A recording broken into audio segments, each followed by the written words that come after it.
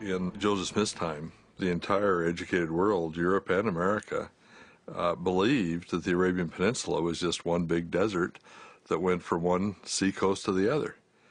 And for Joseph to describe inland routes of travel, but especially fertile places like the Bountiful that he described, was really quite foreign to what would have been expected and extremely dubious.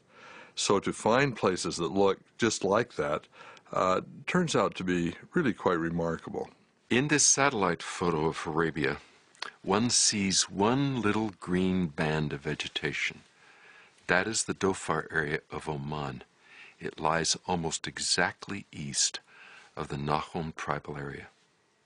Within that island of greenery on the south coast of Arabia is Bountiful.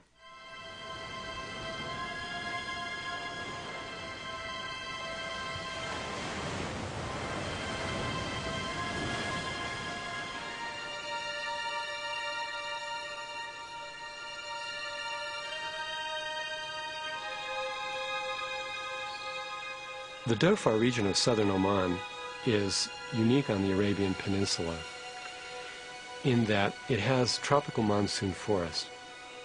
A unique feature of this part of Arabia are the rains or the mists that come during the summer season.